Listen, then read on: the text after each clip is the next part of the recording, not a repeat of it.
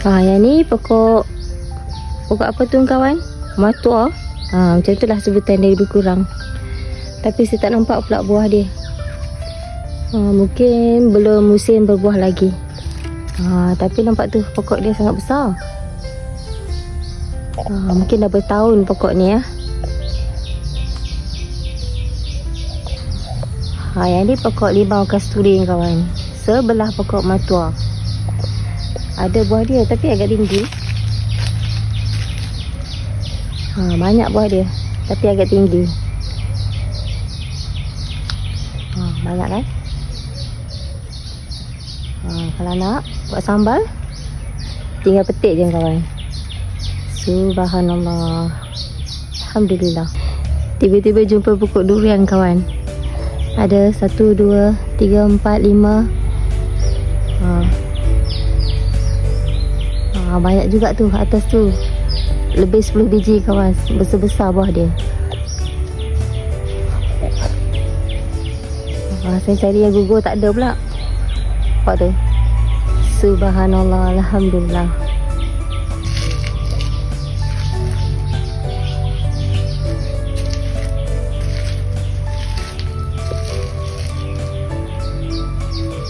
Nampak tak? Begitu banyak pasu-pasu bunga. Pasu-pasu bunga yang adik bongsu saya tinggalkan kawan. Dulu rumah saya ni ibarat nursery. Nampak tak? Dia punya pasu-pasu bunga. Subhanallah. Alhamdulillah.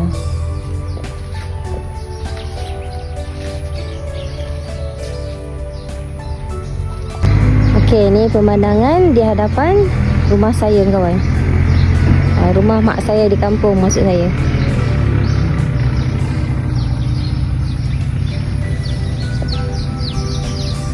Okey, bermula di jambatan ini.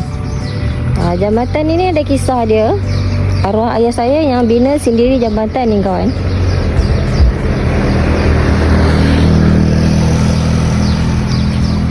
Dan jambatan ni besar, muat untuk kereta lalu Subhanallah. Alhamdulillah. Ni kalau musim menuai padi, banyaklah ikan sepat, ikan haruan semua dalam parit ni kawan. Ni pagi ni saya tak nampak. Tak tahulah kalau dalam parit ni ada ikan kan. Ni rumah arwah mak saya.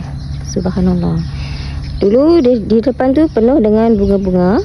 Tapi sejak arwah dah meninggal, adik bongsu saya yang suka bertanam tu pun dia dah bekerja di tempat lain. Dia dah tak duduk rumah ni kawan. So dia pun pokok-pokok tu dia dah jual murah-murah kawan. Macam tu lah, bagi-bagi pada adik-beradik yang lain. Ni paling best. Rambutan kawan. Subhanallah. Alhamdulillah.